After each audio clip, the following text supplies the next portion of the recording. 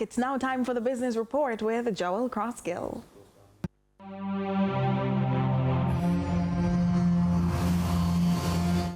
Lots to share with you in the Business Report today about the inevitable nature of change in a sector set up to mitigate risk, as the Insurance Association of Jamaica, during its post-AGM briefing, cast an eye towards the future under new leadership as Rosemary Henry made her inaugural address as president of the IAJ, at a time the 30-year industry veteran describes as a defining chapter for the industry.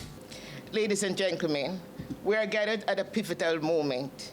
The world is still adjusting to socio-economic shifts triggered by COVID-19 pandemic, the ongoing Russia-Ukraine war, and the accelerated adoption of artificial intelligence.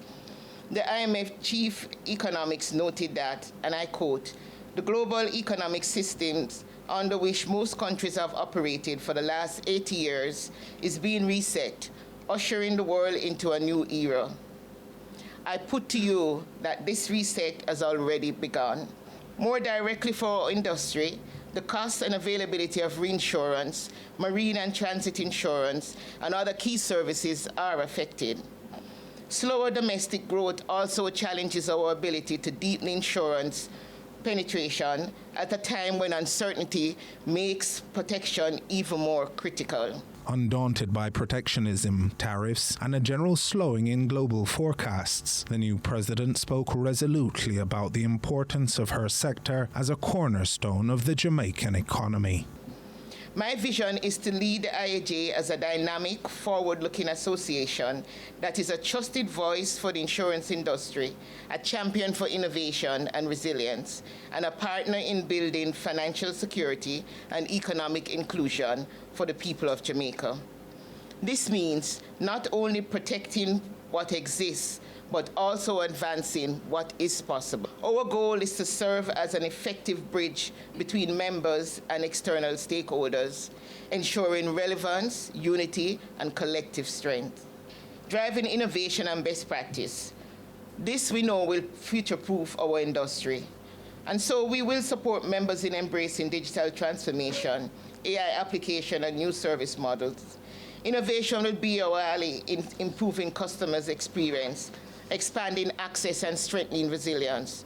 We will also promote continuous professional development and uphold the highest standards of ethics and excellence. As well as regulatory advocacy, including surrounding the emergence of microinsurance, which was spoken of as a new and important frontier for the sector. The importance of microinsurance is that it is structured for people at the lower end in terms of income.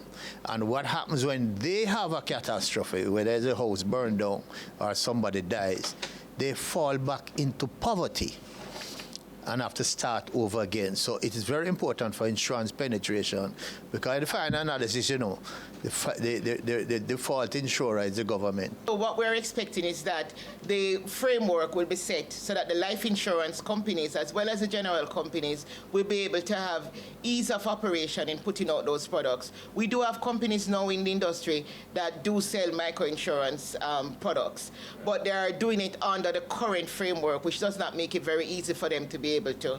So the policyholder will benefit when we have legislation that accommodates not only the distribution, but also accommodate the companies being able to do them in a manner which makes it price effective. Additional context was provided by incoming Executive Director Everton McFarlane. What the framework is meant to do is to assist in broadening the ability of companies to do that in an efficient way, and to be able to expand their product base, and to have customers feel more secure about how they interact with insurance companies. Bear in mind that the target market is an underserved market, right? And so there's a little bit of the customer getting to be comfortable with having insurance and feeling secure. While another potential peril for policyholders was raised by IAJ executive Shaluk Richards. One of the things that we're also observing as an industry, especially in light of the outcome of Hurricane Beryl, is a high degree of underinsurance. And what that means is essentially that the property values are being insured for significantly below what the replacement value is. And that is a real risk for the entire insuring public, and is something that as an industry we're trying to build the awareness that there's a need for us to ensure that the value that is being insured is the actual replacement value of the property. Which, as outgoing Executive Director Orville Johnson explains, is anathema to the intentions of its operators.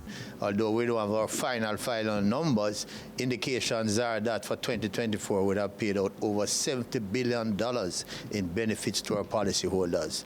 But more on that, and that's an important thing to know. Because that's what we're in business for in the final analysis, to pay claims.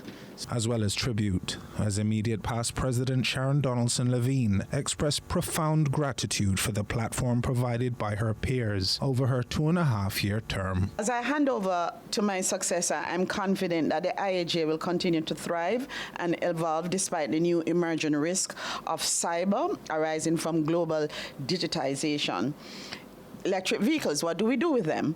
Self-driving motors, the impact of disruptive technologies like artificial intelligence and the ever-increasing frequent catastrophic events due to new patterns in climate change. To all the board members, I just want to say thank you for all the shoulders that I stood on. Our new president is ready to chart the pathway to industry viability with the help of everyone, and I'm confident that we will make it. Thank you again, everyone, for the privilege of serving as your president. And that was your business report. I'm Joel Crossgill.